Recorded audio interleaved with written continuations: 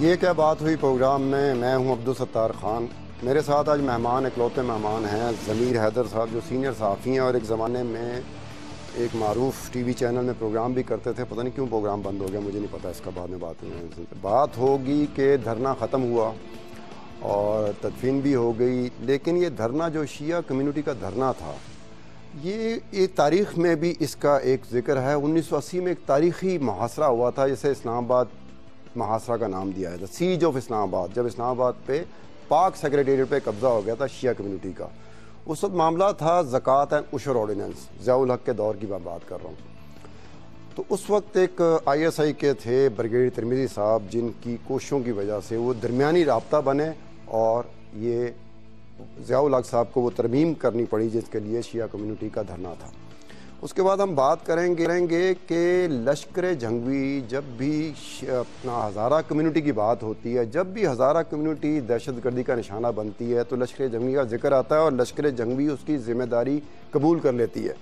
بڑی عجیب سی بات ہے کہ لشکر جھنگوی جو ہے وہ پیداوار ہے پنجاب کی, جہاں پر وہ پروان چڑھی اور جوانی کو دیکھا اور ابھی تک جوانی کو دیکھ رہی ہے. لیکن کارروائیوں کے لیے انہوں نے بلوچستان کا انتخاب کیا اور بلوچستان میں بھی ہزارہ کمیونٹی کا انتخاب کیا, معصوم لوگوں کا انتخاب کیا. اس پہ بھی بات ہوگی اور یہی بات کریں گے کاؤنٹر ٹیررزم ڈپارٹمنٹ پنجاب میں کیا کر رہا تھا جب لشکر جھنگوی پروان چڑھ رہی تھی. اور ایک عجب بات ہے کہ اسی کاؤنٹر ٹیررزم کے سربراہ وہ اس وقت IG بلوچستان ہیں. اس کے علاوہ بات ہوگی کہ سمیع الحق صاحب, مولانا سمیع الحق صاحب نے اپنے آپ کو امن مذاکرات سے باہر کر لیا, اس کی وجوہات پہ بات ہوگی. ضمیر حیدر صاحب کی طرف چلتے ہیں. ضمیر حیدر صاحب, آپ کو یاد ہوگا شاید وقت آپ گراؤنڈ پہ رپورٹنگ کرتے تھے, اب بھی گراؤنڈ پہ رپورٹنگ کرتے ہیں نا, آن گراؤنڈ رپورٹنگ کرتے ہیں نا؟ جی بالکل, اب بھی کرتے ہیں. ٹھیک ہے, رپورٹر ہی رہتا ہے, یہ تو بات ہے, چاہے وہ اینکر ہو جائے کچھ ہو جائے, وہ رپورٹر ہے تو رپورٹر ہی رہے گا. تو جو میں نے شروع میں اپنی بات کی تھی, اوپننگ کی تھی کہ 1980 میں ضیاء الحق کے دور میں ایک تاریخی دھرنا ہوا تھا, وہ بھی شیعہ کمیونٹی کا ہوا تھا اور محاصرہ ہوا تھا. آپ اس وقت کہاں تھے؟ میں اسلام آباد میں ہی تھا. مجھے اچھی طرح یاد ہے, ایک ہاکی گراؤنڈ ہوتا تھا, اب تو وہاں پہ 7th ایونیو گزر رہی, وہاں سے ہاکی گراؤنڈ ہوتا تھا اور وہ بہت بڑا گراؤنڈ تھا G7 اور G6 سیکٹر کے درمیان میں. اور وہاں پہ انہوں نے بہت ایک بڑا ایریا کور کیا, 1 لاکھ افراد کا شامیانے لگا کے, اور بہت بڑا ایک تھا. اور اس کے بعد پھر آپ کو اگر یاد ہو کہ جب وہ بڑھ رہے تھے سیکریٹریٹ کی طرف, تو وہاں سے شیلنگ میں ان کا ایک جو ساتھی تھا, ایک وہاں پہ وہ ایک شیل لگنے سے وہاں پہ شہید بھی ہوا. اور ابھی بھی جب بھی وہاں سے جلوس گزرتا ہے محرم کا, تو وہاں پہ وہ رک کے فاتحہ پڑھتے ہیں اس کے لیے. تو وہ ایک بڑا یادگار واقعہ تھا. لیکن یہ ہے کہ وہ منظم ہی رہنا چاہتے تھے اس وقت, جہاں تک مجھے یاد ہے. میں چھوٹا تھا کافی, جو کہ آپ شاید نہ مانے, لیکن میں تھا. تم ضمیر حیدر صاحب, آپ کبھی چھوٹے بھی تھے؟ بالکل. تو وہ ستار خان جب سیکریٹریٹ پہ انہوں نے قبضہ کیا, تو وہ ایک ہیڈ لائن تھی, انٹرنیشنل ہیڈ لائن, کہ پاکستان کا جو ہارٹ تھا بیسیکلی, جہاں سے پوری مشینری پاکستان کی چل رہی تھی, آفیشیل مشینری کا گڑھ تھا سیکریٹریٹ, اس پہ انہوں نے قبضہ کر لیا اور ایک دن کے لیے اس کو بالکل پیرالائز کر دیا گیا تھا. تو وہ ایک واقعہ تھا. لیکن بہت ہی افسوسناک صورتحال ہے اس وقت کہ سیکٹیرینزم جو ہے وہ اتنی تیزی سے پھیل رہا ہے. اگر آپ اجازت دیں تو مجھے ایک شخص اس وقت یاد آ رہا ہے, وہ ابھی بھی زندہ ہے, اس کا نام ہے چاچا لائیا. فیصل آباد کے پاس ایک گاؤں, چاچا دوبارہ بتائیں. چاچا لائیا. اچھا, وہ سنی, یہ مجھے نہیں معلوم کہ وہ بریلوی ہے, دیوبندی ہے, جو بھی ہے, لیکن وہ سنی. اور اس میں آپ کو یہ اس بات میں آپ کو اندازہ ہو جائے گا یہ بات میں کیوں کر رہا ہوں کہ سیکٹیرینزم کہاں سے آ گیا, جو کہ ہمارے معاشرے میں ایگزسٹ نہیں کرتا تھا. ذات برادری جو ہے وہ زیادہ امپورٹنٹ سمجھی جاتی تھی, اور شیعہ سنیوں کی آپس میں شادیاں بھی ہوئی ہوئی ہیں, اور انٹر میرجز ہوئی ہوئی ہیں, اور ابھی بھی ہوتی ہیں, ابھی بھی ہیں. لیکن اب خوف کے اندر رہتے ہیں لوگ. اس وقت وہ چاچا لائیا کا میں آپ کو بتاؤں کہ چاچا لائیا جو ہے وہ 11ویں شریف کا ختم بھی دیتا ہے, مزدور آدمی. لیکن میں نے جب بہت بچپن میں دیکھا ان کو, تو بچپن کا ذکر آپ بار بار نہ کریں. میں دیکھیں نا, میں چھوٹا تھا, میں بچپن کا ذکر آپ بار بار نہ کریں. اس لیے میں آپ کو بتا رہا ہوں کہ وہ اب بہت بزرگ ہو گیا, اور ابھی بھی اس وقت وہ میرا خیال ہے کہ گاؤں میں, یا وہ کیونکہ جو ٹالی کا درخت تھا وہ تو اب سوکھ گیا تھا, تو اس کی جگہ وہ نیم اس نے لگائی تھی, تو اس کے نیچے وہ بیٹھا ہوا ہوگا چارپائی پہ, بہت موٹی سی اینکیں لگا کے. اور وہ اس کے دل پر کیا گزرتی ہے, کیونکہ وہ خبریں بہت شوق سے سنتا ہے اور دیکھتا ہے خبریں, تو میں اس پہ اس لیے میں ذکر کر رہا ہوں کہ وہ جب 10ویں محرم کو تعزیہ نکلتا تھا اس گاؤں میں تو وہ تعزیہ اٹھایا کرتا تھا. ابھی بھی جب تک اس میں صحت تھی طاقت تھی تو وہ تعزیہ اٹھایا کرتا تھا. اس کا شیعہ مسلک سے کوئی تعلق نہیں تھا, سنی تھا وہ. سنی. لیکن آپ یہ دیکھیں کہ اب اس معاشرے میں یہ چیز جو ہے وہ اس طرح گھس گئی ہے جس طرح ایک ناسور جو ہے وہ آ گیا ہوا ہے, ایک وائرس کی طرح پھیل رہا ہے یہ. اور یہ میں یہ سمجھتا ہوں کہ یہ زیادہ بڑی خطرناک چیز ہے. روکنے کی جسارت کر سکتا ہوں, کیوں مہمانوں سے میں اکثر پوچھتا ہوں کہ آپ کو روکنے کی جسارت کر سکتا ہوں. بالکل بالکل. روکنے کی جسارت کی جو کوئی وجہ ہوگی تب میں جسارت لینے کی کوشش کر رہا ہوں. میں ضمیر حیدر صاحب یہ پوچھنا چاہ رہا ہوں, اوپننگ میں نے بات کی تھی کہ لشکر جنگوی کا جو گڑھ ہے, جہاں سے وہ نکلی ہے, جہاں سے وہ ان کے وہ پودے نکلے ہیں, جہاں سے انہوں نے پروان چڑھے ہیں, وہ ہے پنجاب. اب ایک عجیب سی بات ہے کہ وہ واردات کے لیے, اپنی وارداتوں کے لیے انہوں نے کیا بلوچستان کا انتخاب, اور وہاں بھی ایک معصوم ایک کمیونٹی ہے, ہزارہ کمیونٹی ان کو ٹارگٹ کیا ہے. سمجھ نہیں آ رہی کہ ایک صوبے کی پیداوار ہے, وارداتیں وہ دوسرے صوبے میں ایک مخصوص صوبے میں جائے کرتے ہیں اور اس کی جو ہے ذمہ داری بھی قبول کر لیتے ہیں. نہیں ویسے ستاخن پریزنس تو ان کی سندھ میں بھی ہے, کراچی میں بھی بہت سارے واقعات ہوئے جس میں لشکر جنگوی نے کلیم کیا جو شیعہ لیڈرز مارے گئے ہیں. پھر گلگت میں جو واقعات ہوتے رہے ہیں وہاں پہ بھی انہی کے آف شوٹس تھیں. اور اگر آپ کو یاد ہو تو یہ پہلے لشکر جنگوی نہیں تھی, یہ پہلے یہ کچھ اور تھی جو بینڈ آؤٹ فٹ ہو گئی. اس کے بعد انہوں نے ایک نیا نام سے رجسٹر کر کے لشکر جنگوی بن گئی.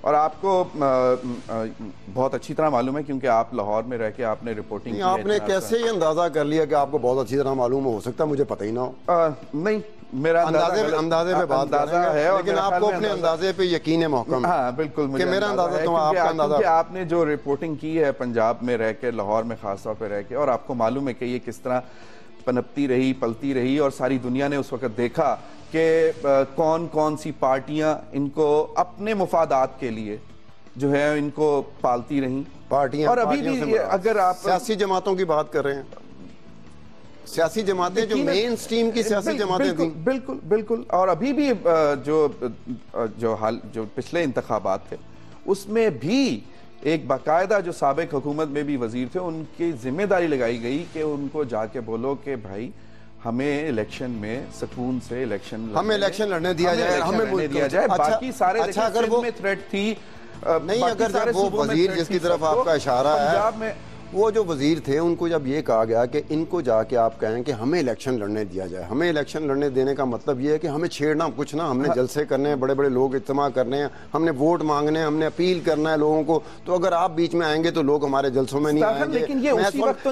لیکن میری بات سنو, ان ریٹرن انہوں نے کیا کہا, ان کو ریٹرن بھی تو کہا ہوگا نا, آپ ہمیں یہ فیور دے دیں, ہم آپ کو یہ فیور دے دیں. انہوں نے جب کہا کہ ہم پاور میں آ جائیں گے تو ہم آپ کے ساتھ مذاکرات کریں گے, آپ کو کمپنسیٹ کیا جائے گا, آپ کو اکوموڈیٹ کیا جائے گا, جو آپ کی دلی خواہشیں ہوں گی وہ پوری کر. اب یہ تو میں نہیں کہتا کہ ساری ان کی دلی خواہشیں پوری کرنے کا انہوں نے وعدہ کیا ہوگا, لیکن انہوں نے آفٹر آل بارگین جب کرتے ہیں نہیں تو اس میں کیا یہ بھی تھا کہ جی لین دین تو ہوتا ہی ہے. اس میں کیا یہ بھی ہو سکتا ہے کہ جی ہم آپ کے علاقے میں کچھ نہیں کریں گے, پنجاب میں کچھ نہیں کریں گے, کہیں اور جا کے کریں گے, یہ بھی ہو سکتا ہے. دیکھ لیں. اب دیکھیں میں یہ نہیں کہہ رہا, لیکن آپ یہ کہہ رہے ہیں تو یقیناً, کیونکہ اگر وہ بلوچستان میں جا کے بیٹھے ہوئے ہیں اور وہ وہاں پہ وارداتیں کر رہے ہیں اور پھر دیدہ دلیری سے مانتے بھی ہیں کہ ہاں ہم نے کیا. بریک پہ چلا جاؤں, آپ کو اعتراض کوئی نہیں؟ نہیں بالکل, یہ آپ کی ضرورت ہے. جی بریک پہ چلتے ہیں, اسٹے ود اس.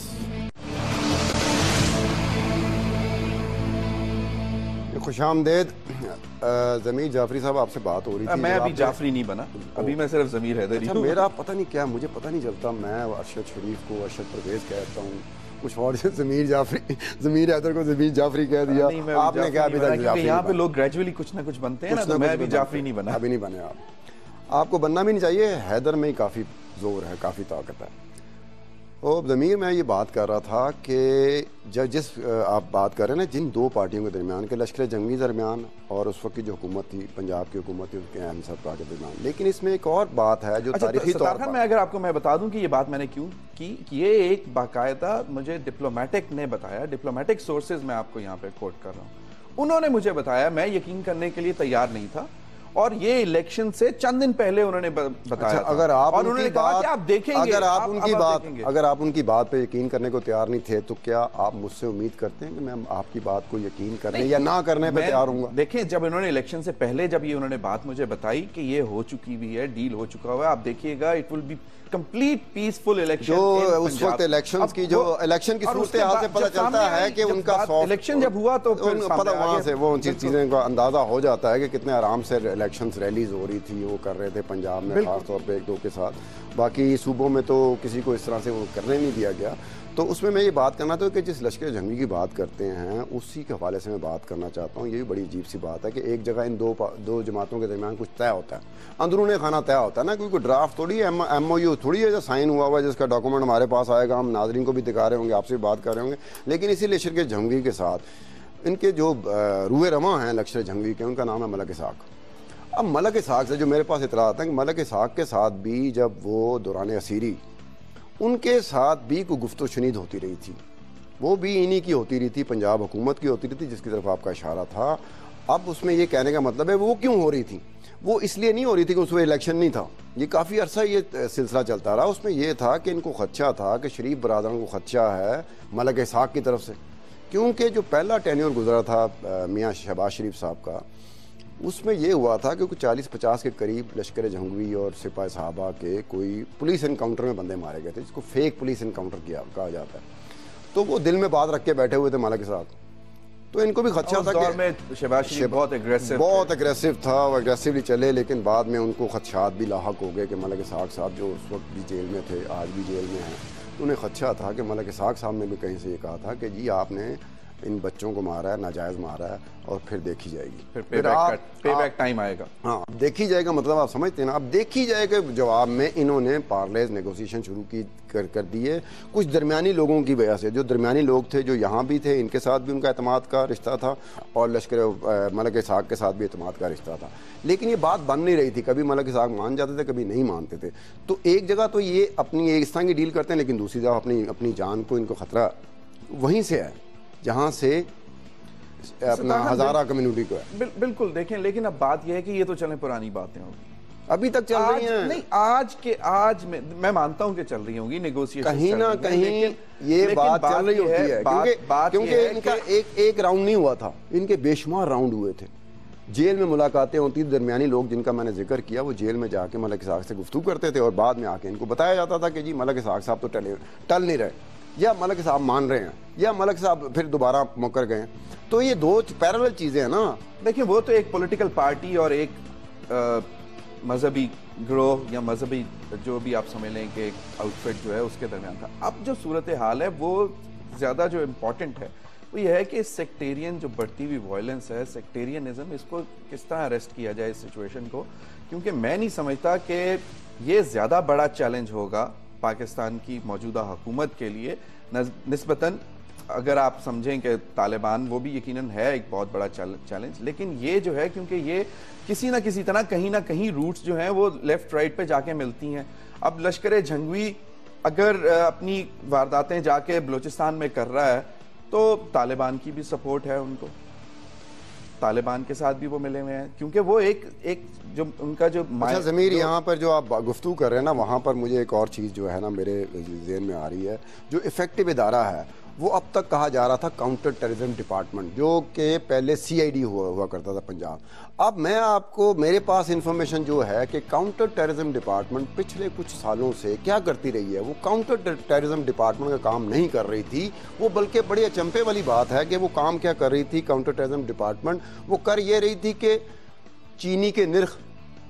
چینی کا بحران آیا ہوا ہے، وزیر اعلیٰ پنجاب، خادم اعلیٰ پنجاب میاں شہباز شریف گھبرائے ہوئے ہیں کہ یار چینی کا بحران. اب کاؤنٹر ٹیررزم ڈپارٹمنٹ روزانہ بنیاد پہ جو ڈیلی ڈسپیچ رپورٹ ہوتی ہے اس میں چینی کے نرخ بھیج دیتے تھے کہ یہ چینی کا نرخ اس علاقے میں یہ ہے، اس علاقے میں.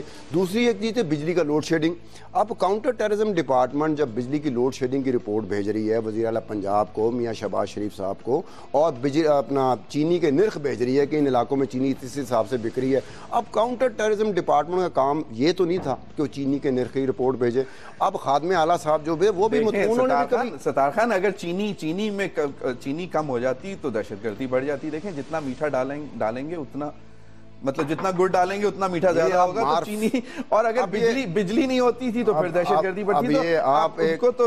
اب یہ کہ آپ معرفت کی باتیں شروع کر دیں کہ چینی کا ٹیررزم کے ساتھ کیا تعلق ہے. جی چینی کے جب ان کو کاؤنٹر ٹیررزم اگر ان کو کسی کام پہ لگایا تو کچھ سوچ سمجھ کے لگایا ہوگا. خادم اعلیٰ صاحب نے ان کو کام پہ لگایا تھا کہ مجھے سیکٹیرینزم پہ رزلٹ چاہیے.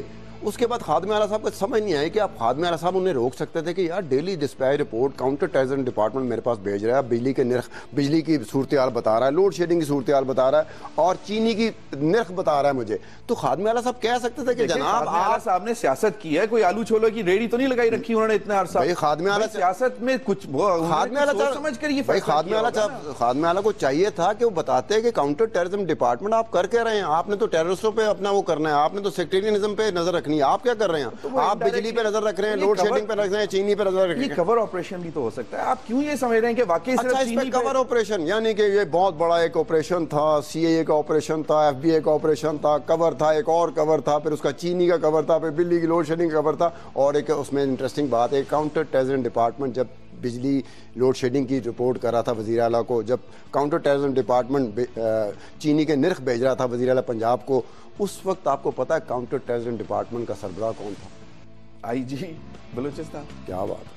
یہی آئی جی بلوچستان مشتاق سکھیرا صاحب جن کے صوبے میں لشکر جھنگوری دندناتی پھر رہی ہے, یہی آئی جی بلوچستان مشتاق سکھیرا صاحب اس وقت کاؤنٹر ٹیررزم ڈپارٹمنٹ کے سربراہ تھے پنجاب میں. ان کو پالا نا, یہاں پہ چینی کھلا کھلا کے پالا, میٹھا کیا. اب دیکھیں ہونا کیا چاہیے تھا, پنجاب میں میٹھا کیا اور وہاں پہ کڑوا کر دیا, کڑوا پن نکل رہا. لیکن ہونا کیا چاہیے تھا اگر اصولاً دیکھا جائے ضمیر, ہونا یہ چاہیے تھا کہ کاؤنٹر ٹیررزم ڈپارٹمنٹ کو جو شخص لیڈ کر رہا تھا, جو اس کا سربراہ تھا, وہ جتنا عرصہ کاؤنٹر ٹیررزم ڈپارٹمنٹ پنجاب میں رہا اور لشکر جنگوی کا اس کا تھا, اس کو وہ آئی جی بلوچستان لگا جائے.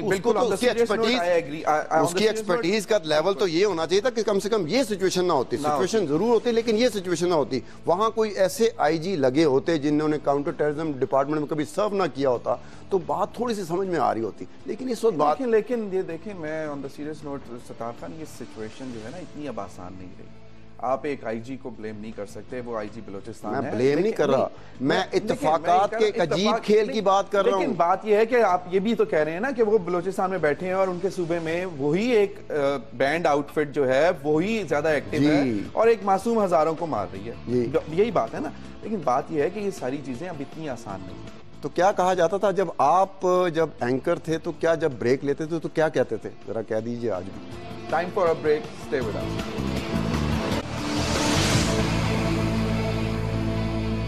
Welcome back to the show. Break کے دوران نا میرے ذہن میں ایک بات آئی کہ جب میں ملک اسحاق لشکر جنگوی کی اور جو حکمران جماعت ہے ان کے درمیان جو خفیہ ملاقاتیں خفیہ لوگوں کے تھرو ہو رہی تھی تو اس وقت ملک اسحاق جیل میں تھے, تو میرے ذہن میں ایک بات آئی, میں پرزیوم کرنے کی آپ اجازت دیں گے کہ اس وقت مشتاق سکھیرا صاحب کاؤنٹر ٹیررزم ڈپارٹمنٹ کے ہیڈ تھے. ان کے علم میں تو یہ بات ہوگی نا کہ وہ کہاں سے کدھر نکل رہے ہیں. نہیں, یہ جو دو حکمران جماعتوں کے خفیہ رابطے ہو رہے تھے اپنی جان بخشی کے لیے یہ لوگ کر رہے تھے کہ یہ کوئی تحفظات تھے شریف برادران کے جو مانگا جا رہا تھا ان سے, تو میرا خیال ہے کہ میرے خیال میں ان کو اس چیز کا علم ہوگا. لیکن ستار خان مشتاق سکھیرا صاحب کو ابھی بھی ایک دلیر پولیس آفیسر کے طور پہ جانا جاتا ہے. میں ایک آپ کو بتا دوں, یہاں پر تو میں آپ کے ساتھ 100% ایگری کرتا ہوں. اور ان کو بلوچستان میں بھی جب پوسٹ کیا گیا تو انہی وجوہات کی بنا پر کیا گیا. اور میں آپ سے میں بات یہ کرنا چاہ رہا ہوں کہ ہمیں اس وقت کچھ ذرا زیادہ حیرانگی کا سامنا کرنا پڑتا ہے جب اس طرح کے دلیر, اس طرح کے انٹیگریٹی والے, اس طرح کے وہ افسر جن کی آپ مثال دے رہے ہیں, ٹی وی میں بیٹھ کے مثال دے رہے ہیں, اور اس مثال دینے کو میں سیکنڈ کر رہا ہوں. جب اس طرح کے سربراہ, جب کاؤنٹر ٹیررزم کے سربراہ جب وہ چینی کے نرخوں کے اوپر چلے جاتے ہیں, بجلی کی لوڈ شیڈنگ کی رپورٹیں بھیجنی شروع کرتے ہیں, تو عجیب سا نہیں لگتا؟ اب یہ کوئی اور پولیس افسر ہوتے نا جن کے بارے میں ہم مثالی طور پہ بات نہ کر رہے ہوتے تو بڑا عجیب سا لگتا. انٹیگریٹی, دلیر اور نڈر, اس سے انٹیلیجنس کا کوئی تعلق نہیں ہے. اگین लाओ हाथ में लाओ यार, एक बात आपने की ज़मीर के इसका इंटेलिजेंस के साथ तो कोई बिल्कुल ठीक बात, दलेर होना न डर होना तो एक और चीज है। देखें जी, ये सिफ्तें कुछ और हैं, इंटेलिजेंस बिल्कुल और बिल्कुल एक खास तरह की निगाह रखना बिल्कुल, और एक खास तरह का ये क्या होता है वो रखना, वो एक और चीज। देखिए बिल्कुल, और जरूरत से ज्यादा दलेर बनना बेवकूफी भी होती है। अगर आपको मतलब बुजुर्ग ये कहते थे कि जरूरत से ज्यादा दलेर बनना बेवकूफी होती है। तो मुझे बातों बातों में एक और चीज याद आ गई कि एक जमाना जो पहला दौर था खादमे आला का, अभी वो खादमे आला नहीं बने थे, अभी चीफ मिनिस्टर पंजाब बने, पहला दौर, पहला फर्स्ट एवर, ये तो उनका 3rd टेन्योर चल रहा है ना, पहला जो दौर था उसमें खादमे आला को ज़रूरत थी कोई गुड गवर्नेंस का, इनको था गुड गवर्नेंस, अच्छे लोगों की तलाश थी। तो एक अच्छा बंदा नहीं मिल गया, इन्होंने उस अच्छे बंदे को अच्छा समझ के जो प्रोविंशियल इंटेलिजेंस आर्म होती है, स्पेशल ब्रांच, उनका सरबराह लगा दिया। वो सरबराह लगे थे, 1 महीने बाद उन्होंने कहा चीफ मिनिस्टर पंजाब से मियाँ शहबाज शरीफ से कि जनाब उस वक्त एक शख्स, एक मजहबी रहनुमा जो एक फ़िरका वारियत की जमात को लीड करता था, वो ज़ेरे हिरासत थे। तो इन्होंने कहा कि जनाब अगर इनको हम छोड़ दें, मेरी इनसे बात होगी, मेरी इनसे डील हो चुकी है, अगर हम इन्हें छोड़ दें तो फ़िरका वारियत पे ये हमारी मदद करेंगे, पूरा ताउन हमें हासिल होगा। तो जब शहबाज शरीफ साहब ने कहा छोड़ दें, तो दूसरी जो इंटेलिजेंस एजेंसी थी उसमें IB भी आती है, उस वक्त की CID भी आती है, ISA भी आती है, तो उन्होंने शहबाज शरीफ साहब को मना किया था कि ये ना करें। लेकिन शहबाज शरीफ साहब चूँकि उनसे बहुत मुतासर हुए थे, मुतासरीन में उनके थे, तो उनके कहने पर छोड़ दिया। उन्होंने कहा अंडरस्टैंडिंग है ना, फ़िरका वारियत पर काबू, उन्होंने कहा ठीक है जी। महीने बाद क्या हुआ, महीने बाद वही मजहबी रहनुमाओं के जलसों में ना एक ख़ास फ़िरका के लोगों के बारे में काफर के नारे लगने शुरू हो गए। जंग में वो जलसा आप देखें कि एक वही मजहबी रहनुमा इस्लामाबाद में दाखिल होते हुए मारे भी गए। और देखें ये क्या था कि किस तरह के फैसले थे कि अगर इस तरह के पैसे के बाकी जो इंटेलिजेंस आर्म्स थी वो मना कर रही थी कि जनाब ये ना करें, और ये कह रहे थे कि नहीं, चूंकि उनकी डील हो चुकी है, उन्होंने अंडरस्टैंडिंग दी है। तो इस पे लगता है कि मियाँ शहबाज शरीफ साहब का जो पहला दौर था, गलतियां तो हो जाती होती हैं ना, अब पुरानी गलतियां दोहराते हुए हम भी अजीब से लग रहे होंगे। पुरानी गलती हो गई जिसकी वजह से खास फ़िरका वारियत अपने पूरे जुनून में आ गई, अब वो खुद भी उसमें फंसे हुए हैं। तो अगर हम अपना रुख चेंज करें, अपनी सिमत चेंज करें गुफ्तगू की, तो इस पे ना चलें। ज़मीर ये बताएं कि मौलाना समीउल हक साहब ने अपने आप को डिसोसिएट कर लिया तालिबान के साथ मुज़ाकरात में। उन्होंने कहा जी मेरे साथ उनका इंटरव्यू हुआ था, बातचीत हुई थी, तो उन्होंने कहा था, पहले दिन से कहा था, मेरे पास ना मैंडेट है, ना मेरे पास मेरी स्वाबदीद पे कोई चीज़ है, ना मेरी मर्ज़ी पे ये चीज़ है, ना मियाँ नवाज शरीफ साहब अपनी हुकूमत और अपने इर्द गिर्द जो लोग हैं उस पर मुझ पर एतमाद उन्होंने किया हुआ है। तो क्या कहेंगे कि मुज़ाकरात के लिए कभी संजीदा हुए भी थे कि नहीं हुए थे? देखिए, पहले तो सतार खान जो आपने बात की ना कि डिसएसोसिएट कर लिया, उसके लिए लाजिम होता है कि पहले एसोसिएट हो, ठीक है? नहीं तो आप क्या कहते हैं कि समीउल हक साहब उस तरह अपनी तरफ से एसोसिएट जबरदस्ती हो जाते हैं? उनको बुलाया गया, प्राइम मिनिस्टर हाउस में बुलाया गया, उनके साथ मुलाकात हुई, टीवी ने दिखाया। खान एक मिनट में देखिए, मेरी बात सुने, थोड़ा सा पीछे चले जाए। एक टाइम देखा, मैं पहले मेरी आपसे बात हो रही थी, जब पिछली बात आप करते, आप ना क्या करें, मैं करता चले जाए ना, कुछ महीना पहले चले जाए, चंद महीने तक जा सकते हैं, सालों पे नहीं जा सकते। मौलाना फजल रहमान साहब ने भी ये क्लेम किया कि जी हम बात कर रहे हैं। एक वक्त पे ये भी बात सामने आई कि शायद हुकूमत मौलाना फजल रहमान साहब को कह रही है कि मीडिएट करें between Taliban and the government. आई थी ना ये बात? मैं कुछ आई थी, बिल्कुल ठीक है। उसके बाद ठीक है, हुकूमती जो ओहदेदार हैं, लेकिन उसके बाद बात क्या, वो भी तो कह रहे थे मौलाना फजल रहमान साहब तो वो वजारत लेके खामोश हो गए और उन्होंने मौलाना समीउल हक पे क्रिटिसाइज करना शुरू कर दिया। जब नहीं तो आप क्या कहना चाहते हैं कि मौलाना फजल रहमान ने इसी चक्कर में कि जनाब मैं मुज़ाकरात में आपकी मदद करता हूं, मुझे 2-3 वजारतें दे दें, आप ये कहना चाह रहे हैं? देखिए, मैंने सिर्फ ये कहा है कि उनको वजारतें भी मिल गई और वो उसके बाद वजारतें मिल गई। दोबारा आप कह रहे हैं कि मौलाना फजल रहमान साहब को JUI को वजारतें मिली, उससे पहले आपने वो तो बहुत अर्से से बात चल रही थी कि उन्होंने हुकूमत में शामिल होना है, लेकिन आपने जिक्र किया कि ये अमन मुज़ाकरात, तालिबान के साथ अमन मुज़ाकरात में वजारतें भी मिल गई। देखिए, बहुत कुछ मिलता है। मौलाना समीउल हक क्या खाली हाथ जा रहे थे? मौलाना समीउल हक तो वजारत तो है ही नहीं, मौलाना समीउल हक के पास नहीं है, लेकिन और बहुत कुछ है, और बहुत कुछ है। नजर न आने वाली चीजों की बात ना करें आप, इनविजिबल की बात ना। मुझे विजिबल क्या है, मौलाना फजल रहमान अगर कुछ ले रहे, मतलब देने के लिए तैयार थे हुकूमत को तालिबान और गवर्नमेंट के मुज़ाकरात के हवाले से, तो मौलाना समीउल हक अगर तैयार थे तो उनका क्या इंटरेस्ट? भाई उनकी वजारतें कहाँ हैं? उनकी वजारत तो कोई है नहीं। ये वजारत तो आप भी देख रहे हैं, मैं भी देख रहे हैं, जिक्र कर रहे हैं ना। बेलॉस आ रहे थे तो फिर बेलॉस होके करते ना, क्यों कह रहे हैं कि आप ज़मीर हैदर साहब, आप ये कह रहे हैं कि तालिबान के साथ अमन मुज़ाकरात के बारे में भी बिहाइंड द सीन को डील होगी, वजारतें मिल गई। اب ہم آفتاب مومن صاحب ہیں, سینئر صحافی ہیں, فاٹا پہ ان کی نظر ہے.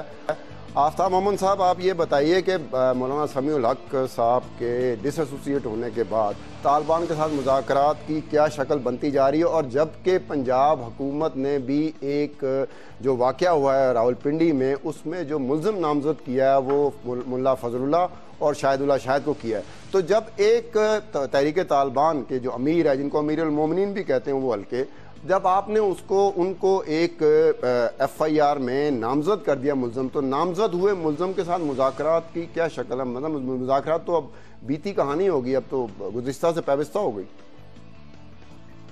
جی دراصل اس طرح ہے کہ گزشتہ دنوں جب یہ خبر سامنے آ گئی کہ وزیر اعظم پاکستان میاں محمد نواز شریف نے جمعیت علماء اسلام جو سمیع الحق گروپ ہے اس کے سربراہ مولانا سمیع الحق کو یہ ٹاسک دے دی کہ طالبان سے جو مذاکراتی پراسس ہوں گے آپ اس میں حصہ لیں گے, یعنی آپ اس کے سربراہ ہوں گے اور آپ اس طرح معاملہ ڈیل کریں گے. لیکن گزشتہ دنوں جب سے یہ آرے بازار یا بنوں میں جو واقعات پیش آئے اور تحریک طالبان نے ان کی ذمہ داری قبول کر دی, تو اس کے بعد جو وہاں جا کر فوج نے جو شمالی وزان کے علاقہ ہند میں وہاں پر ریڈ کیا اور وہاں پر ایک کارروائی کی جسے آپریشن کا نام دیا گیا ہے.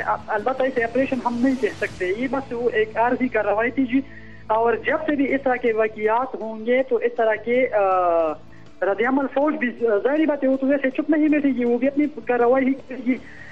جس کے بعد مولانا سمیع الحق نے جو اپنے ایک بیان جاری کیا اور اس میں کہا کہ میں نے حکومت نے مجھے تاج دیا تھا اور حکومت نے ساتھ ساتھ یہ بھی مجھے کہا تھا کہ آپ جا کر اس سے مذاکرات کا راستہ اپنائیں, مذاکرات کے لیے جو مذاکراتی عمل ہے اس کو آگے سے شروع کرے.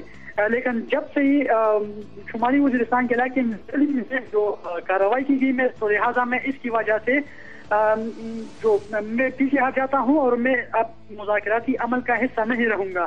ساتھ ساتھ اس نے یہ بھی بلیم لگایا کہ وزیر اعظم صاحب نے مجھے بار بار بلایا اور میں نے بار بار اسے کہا کہ آگے کیا کرنا ہے, آپ لوگ جو فوجی طاقت ہیں نہ آزمائیں, اور وہ اس کے حوالے سے وزیر اعظم صاحب نے کوئی مثبت جواب نہیں دیا, تو میں آج سے الگ ہونے کا اعلان کرتا ہوں. آفتاب میمن صاحب, آپ کی بات ہم نے سنی, ہمیں بریک پہ جانا پڑ رہا ہے. بریک جب ہم دوبارہ آئیں گے تو ہم آپ سے گفتگو کا سلسلہ رکھیں گے. لیتے ہیں break, stay with us. Welcome back to the show. Zameer Haider صاحب, ابھی ہم آفتاب مومن صاحب سے بات کر رہے ہیں, سینئر صحافی ہیں, فاٹا کی جو ایکٹیویٹیز ہیں اور وہ طالبان کی جو ایکٹیویٹیز ہیں ان پہ نظر ہے. ہم تو دور سے نظر رکھتے ہیں نا, دور سے, یہ قریب ہیں. تو یہ وہ بات کہہ رہے تھے کہ جو آپ کہہ رہے تھے نا کہ مولانا سمیع الحق کے حوالے سے انہوں نے کہا تھا کہ ان سے بات ہوئی تھی, پوری سب کے سامنے اسکرین پہ آئی تھی بات, یا وہ دونوں کی ملاقات ہو رہی تھی. اور یہ بھی میں بات اس لیے جانتا ہوں کہ میری سمیع الحق کے ساتھ انٹرویو ہوا تھا, اور وہ ان کی جو شکایات ہیں, آپ کہتے ہیں نا بے لوس, آپ کی بات ٹھیک ہے اپنی جگہ پہ, بے لوس ہونا ضرورت ہے اس وقت پہ, لیکن بے لوس کے علاوہ جو بات ہے کہ اگر آپ مجھے کوئی اسائنمنٹ دیتے ہیں, اگر آپ یہاں تک مجھے کہتے ہیں کہ اپنا اثر رسوخ استعمال کر لیں, ایون دین میرے پاس کوئی تو مینڈیٹ ہونا چاہیے نا, میرے پاس میری صوابدید پہ بھی کوئی ہونا چاہیے. اگر آپ مجھے میرا انتخاب کرتے ہیں, مینڈیٹ پہ آپ کو کیا چاہیے, چلیں مجھے ذرا ایکسپلین کریں مینڈیٹ میں مجھے یہ چاہیے. آپ کو ایک لاجسٹکس فراہم کیے جائیں, نہیں لاجسٹک, آپ کو کیراوان بنا کے بھجوایا جائے, نہ لاجسٹک کی بات ہے, نہ مولانا فضل اللہ جہاز کے ٹکٹ کی بات ہے, نہ کوئی ریٹرن ٹکٹ کی بات ہے, نہ کوئی لاجسٹک کی بات ہے, نہ کسی ہوٹل میں اسٹے کی بات. یہ بات میں نہیں کر رہا. یہ ایک کامن سینس ہے کہ جب آپ میرا انتخاب کرتے ہیں یا میں آپ کا انتخاب کرتا ہوں کہ چلیں جی آپ کے ان کے ساتھ تعلقات ہیں, آپ کے شاگرد رہیں, ان کے ساتھ اپنا اثر رسوخ استعمال کریں, تو آپ تو مجھے یہ کہیں گے کہ جناب میں کہاں تک بات کر سکتا ہوں. سیدھی سی بات ہے, آپ کہاں تک جا سکتے ہیں. آپ مجھے پوچھیں گے کہ حکومت پاکستان سے آپ پوچھیں گے کہ جناب آپ کہاں تک جا سکتے ہیں, آپ کہاں تک لچک دکھا سکتے ہیں, آپ کہاں تک روم دے سکتے ہیں, تاکہ جب میری بات ہو ان سے تو مجھے ڈاکیا تو نہ بنائیں کہ میں ایک بات آپ کی طرف سے لے کے. یہ باتیں تو پہلی ملاقات میں کچھ نہ کچھ طے ہوئی ہوں گی, لیکن اس کے بعد جب آپ اپنے طالب علموں کی بات کر رہے ہیں تو آپ طالب علم کو بولیں گے وہ بھائی میں تمہارا استاد ہوں, میں تمہیں بتا رہا ہوں کہ یہ جو ہو رہا ہے یہ ٹھیک نہیں ہو رہا ہے, اور تم اپنے سارے جتنی بھی آؤٹ فٹس ہیں, جتنے بھی گروہ ہیں, ان میں یہ بات کرو کہ یہ جو ہے اس وقت ملک کو نقصان پہنچانے کے مترادف بات ہے. اب جب میں بے لوس کی بات کرتا ہوں نا, دیکھیں نواز شریف صاحب نے تو ایک جلسے میں بہت سارے نام لے دیے تھے, عمران خان کا بھی نام لے دیا تھا, منور حسن صاحب کا بھی نام لے دیا. اب آپ کیا بات کر رہے ہیں, پتا آپ کو کیا بات کر رہے ہیں؟ دیکھیں میری بات کہ حکومت کیا کر رہی ہے. اب عمران صاحب کہتے ہیں کہ نہیں میرے پاس فوج ہوتی. بھئی فوج ہوتی کا کیا مطلب؟ تمہارے پاس ایک پورا گرانے کی بات کرتے ہیں. نہیں, تمہارے پاس پورا ایک صوبہ ہے, تم جا کے اپنے اس صوبے میں ڈرون گرانے کی بات کرتے ہیں, استعمال کرو اور جا کے بات کرو, بے لوس ہو کر بات کرو. یہ کیا بات ہوئی کہ جی میرے ساتھ فوج ہوگی تو میں کروں گا؟ مولانا سمیع اللہ کہتے ہیں کہ یہ کیا بات ہوئی؟ مجھے حکومت کے اہلکار مجھ سے رابطے میں رہیں, میں تب بات کروں گا. آپ کہہ رہے ہیں حکومت جب چار لوگوں کے نام لے رہی ہے, مولانا فضل الرحمان کا نام لے رہی ہے, مولانا سمیع اللہ کا نام لے رہی ہے, عمران خان کا نام لے رہی ہے, سید منور حسن کا نام لے رہی ہے, تو حکومت کیا کہہ رہی ہے؟ حکومت کیا کہہ رہی ہے؟ میسج کیا مل رہا ہے ہمیں؟ کیا انڈرسٹینڈنگ ہمیں یہ انڈرسٹینڈنگ آ رہی ہے حکومت کو کمزور نہ سمجھیں. نہ دیکھیں میری بات, نہیں کمزوری کی بات نہیں میں کر رہا. کمزوری کی بات نہیں ہے کہ حکومت نہیں کرنا. ضمیر سے میں کمزوری کی بات نہیں کر رہا, میں یہ بات کر رہا ہوں وزڈم کی بات ہو رہی ہے. کیا ہم یہ سمجھیں کہ حکومت جو ہے, حکمران جو ہیں, میاں نواز شریف صاحب جو ہیں, ان کا ذاتی کوئی نہیں ایسا ہے کہ جس کے تھرو یہ بات ہو سکے, کوئی میسنجر ہو, کوئی پیغام رسان ہو. دیکھیں اب پھر آپ 96-97 میں جا رہے ہیں کہ وہاں سے پیغام میں جا سکتا ہوں, آپ نہیں جا سکتے. ٹھیک ہے, نہیں لیکن دیکھیں ذاتی یقیناً ان کی وہ کوششیں بھی ہوں گی, کیونکہ یہ اس طرح کی ڈسٹربنس ایکسپیکٹ نہیں کر رہے تھے. جب حکومت میں آئے تو یہ سمجھ رہے تھے کہ معاملات جہاں سے ہم الیکشن میں آئے ہیں اس کے بعد شاید یہ اتنی ڈسٹربنس نہیں ہوگی, دہشت گردی کی اتنی واقعات نہیں ہوں گے. دیکھیں سیدھی سی بات ہے ضمیر حیدر صاحب, جب حکومت میں آتے ہیں, جب آپ اپوزیشن میں ہوتے ہیں, آپ کا سافٹ کارنر ہوتا ہے تحریک طالبان کے ساتھ بھی اور جہادی تنظیموں کے ساتھ بھی. جب آپ حکمران بنتے ہیں, ضمیر اتنا عرصہ ہو گیا ہمیں پروپورٹنگ کرتے اتنا عرصہ ہو گیا, جب آپ حکمران بنتے ہیں تو آپ کی مسلطیں بھی تو آ جاتی ہیں نا. دیکھیں میں ان مسلطوں کا تحریک طالبان کو پتہ چل گیا. ستار خان میں ابھی بھی یہ سمجھتا ہوں کہ ابھی بھی سافٹ کارنر ہے, اور اگر نواز شریف ابھی آئندہ چند روز میں بہت جلد جب قوم سے خطاب کریں گے, وہ ایک دفعہ پھر ان کو کہیں گے کہ خدا را میز پر آ کے بات کرو, ہتھیار پھینک کر ہم سے بات کرو. وہ پھر ایک دفعہ کہیں گے کیونکہ سافٹ کارنر ہے, کوئی نہیں مارنا چاہتا ان پہ. آفتاب مومن سے بات کرنا چاہیں گے دوبارہ, دونوں بات کر رہے ہیں. دیکھیں آپریشنز کے معاملے میں بھی ایک آپس کی بات ہے. اب کیا ہمیں انڈیکیشن کیا مل رہی ہے, ہم کیا دیکھ رہے ہیں, ہم کیا محسوس کر رہے ہیں, ہم کیا پڑھ رہے ہیں, بٹوین دی لائن ہم کیا پڑھ رہے ہیں, ہمیں انڈیکیشنز کیا مل رہی ہیں؟ ہمیں انڈیکیشن ایسے مل رہی ہیں کہ آپریشن انیویٹیبل ہو چکا ہوا ہے, آپریشن ہونا ہے, بہت بڑا آپریشن, بہت بڑا سرجیکل نہیں, لیکن بڑا نہیں ہوگا. لیکن میری جو بات ہے نا, میری یہ بات ہے کہ وہ تو پورے ملک میں پھیلے ہوئے, اربن ایریاز میں پھیلے ہوئے, آپ مجھے بتائیں کہاں پہ آپ یہ آپریشن. میری بات سنیں, آج تک مجھے اس بات کی سمجھ نہیں آئی کہ آپریشنز کی بات کی جاتی ہے, لیکن آپریشن جس کو آپریشن کہتے ہیں, میرے خیال میں آپریشن تو ٹکڑوں میں ہو رہا ہے.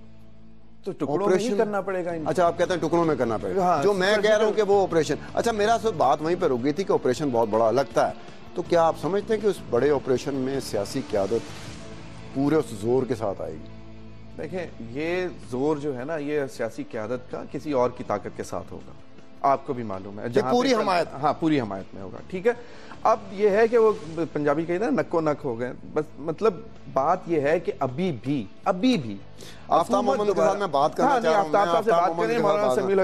آفتاب مومن صاحب آپ بتائیں, یہ ساری صورتحال کے بعد کیا میری بات مولانا سمیع اللہ صاحب سے ہوئی تھی, تو میں نے کہا کہ کیا طالبان گفت و شنید پہ آ جائیں گے, تو انہوں نے کہا تھا, لفظ استعمال کیا تھا, میں کوٹ ان کوٹ کہہ رہا ہوں کہ طالبان بھی تنگ آئے ہوئے ہیں, وہ بھی تھک گئے ہیں.